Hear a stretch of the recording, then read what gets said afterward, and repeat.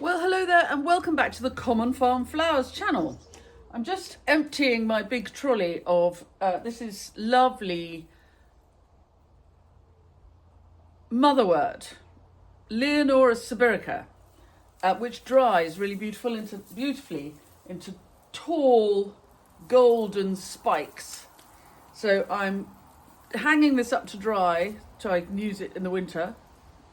See, it's good, isn't it? You leave it in the ground. I mean, to be fair, we've had a very hot, dry summer, so it's almost dried just standing in the garden. But anyway, I'm going to hang all these up, and then I've got a lovely big DIY wedding to cut today, and I'm going to cut the whole garden. I have got some dahlias coming in from my friend and colleague Natalie at Somerset Dahlias, less than 5 miles down the road, but the rest is coming from me. And I think it'll be interesting because I'm looking at colour today. This is going to be a really colourful wedding, but I'm cutting the whole garden and I'm going to show you a kind of balayage of colour, and we'll look at how colour works really, really well in wedding flowers. Particularly, we are mid-August, coming up to mid-August, and the light at this time of the year gets under the flowers. And so being able to play a little bit with some rich colours, but also allow the light to shine through the paler colours, is going to be really stunning. It's one of my, it's absolutely one of my favourite mixes to cut. And it's the best in the garden on the day, but in August, you can go full colour, but also have some of those pales and whites to give a sort of weddingy glitter to the mix. And I'm going to lay them all out from start to finish. So come on with me, we're going to go cutting. It's quite a lot to cut. Luckily it's a lovely cool, relatively grey day. We may get a little rain, hooray, haha. And we'll see what we've got to cut and what it looks like when we've got it all together. Come on then. And if you're new to the channel, you're very welcome. Please do subscribe, press the bell icon, and we'll let you know when we've got more clips coming up. And if any of the tips and tricks we give you along the way are useful, you might well be interested in joining my club. And the links and explanation for the club membership is in the blurb to all my clips. On we go. So we'll start with the roses, and I'm cutting every rose that's good for this weekend. It is Thursday morning. So which roses, mid-August, are good for this weekend? 2 blown. Just right, we'll be fully out on Saturday. Just right, we'll be fully out on Saturday. Just right, fully out on Saturday. So I'm going to walk along here, and I'm not going to cut all the very open roses. Heaven though that is. 2 blown. Just right. So on. So we'll have the roses first. So this is going to be a slower cut than normal, but I've got all day, and I'm cutting the balayage for you guys. So it's fun. Makes it interesting for me. I'm always looking for ways to make my job more interesting. And it's nice to sort of play a game while I'm cutting. Anyway, so there are 35 bright pink roses for a start. And I'm going to carry on with the bright pink and the dark red theme until I've done with that. And then I'm going to start cutting other colours. So, Physocarpus, anyone? Oh, yes. So let's have some of this lovely Physocarpus to go with the hot colours of this cut. And then some of this gorgeous dark chocolate mint. I love it. And always echinacea, when you're looking for colour. I'll let that bee finish his breakfast first. Concentrating very hard.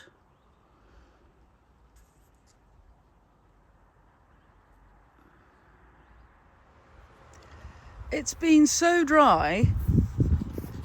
Look, there's hardly any grass. We haven't mown since June. And if this... We have not mown since June. I'm not kidding you. Look. So there's a dock that's grown up out of the grass. But look how little the grass has grown. this is why your flowers have been short this year, if we're in the UK, but it's been a really, the knock-on from this season is going to be really interesting. And will we get enough rain in the winter? Now, glorious colour here with this stunning A-triplex rubra. Oh, look at those seed heads, fantastic. Have some of those. Monarda, fantastic foliage, lovely scented foliage, and really gorgeous frothy flower heads. And of course, here are the zinnias doing what I'm trying to demonstrate in the way I cut and lay out these flowers today,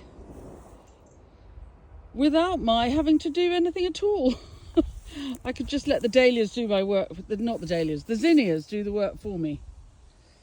And look, secretly secreted away amongst them, lunch.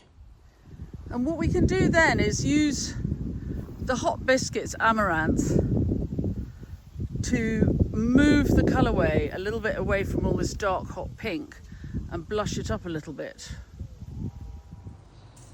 Right, so there we have the dark moody tones. Nice, loving this. And now we go around the garden again and we do mid-tones, pinks and blushes. And then we go around again and we go creams and whites. Right, blushes and pale pinks, softening up the darker colours. So then if I turn around and you see them like this. Dahlias incoming, Fabrizia's gone to get them. So before we go to anything too white or creamy, we need some green. That's next. Okay, so now we've got greens to go with the pale pinks and the blushes. And on we go to the hot colours. Still waiting for the dahlia delivery.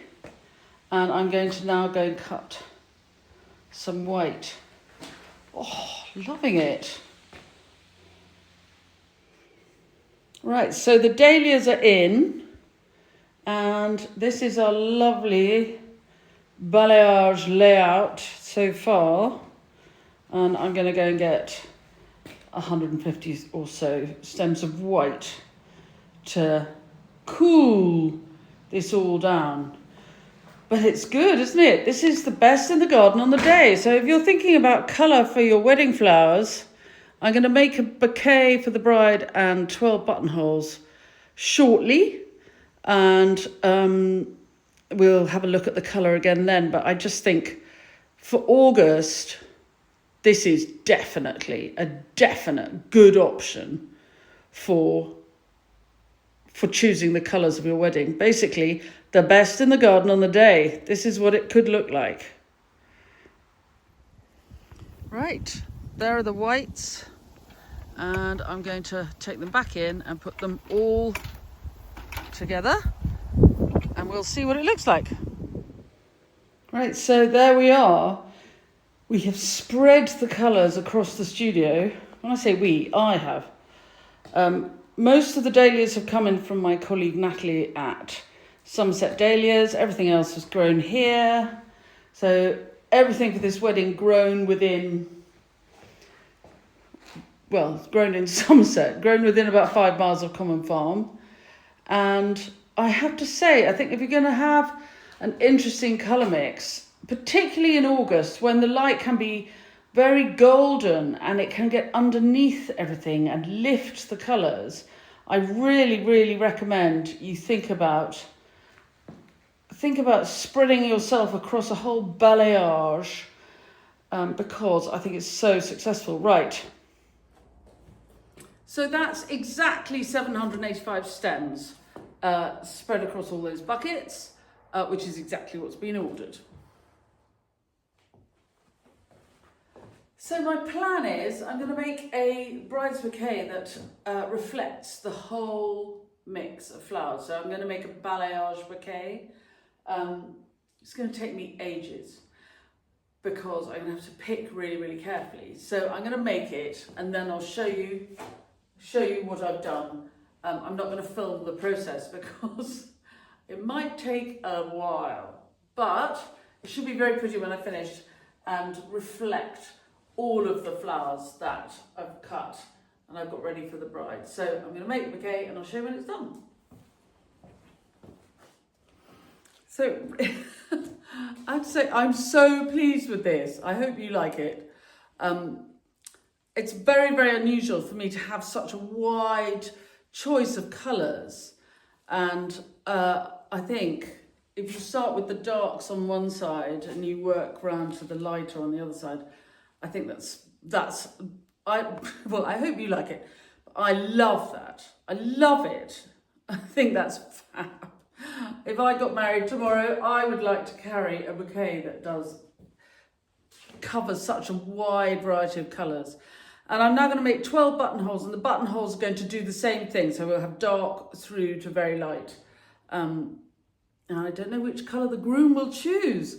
And the bride can choose whichever way she wants to carry the bouquet. It works, and she can choose her favourite colour. I think that's how I would carry it. The good thing about having the dark background here is that when the photographs are taken, these colours will really show up, because even though you can't really see the dark, there's a depth of field there that you wouldn't get without them. And I urge people to look at their choices of their wedding flowers and consider choosing some real colour, because this is what you can do with it. Fun! And these are the buttonholes. I've got 3 in each jar, and I found I had some jars. They're from Jarappa, who specialise in recycled glass. They're neighbours of mine in Wincanton. And anyway, I found I had these 4 jars, and they're different colours, and they worked well with this balayage. I hope everything will come back. I'll get the jars back. But there are 12 buttonholes. Move that one up. I spilt the water a bit, so it's untidy on the table. But I love this whole balayage thing. There we go. A balayage of buttonholes.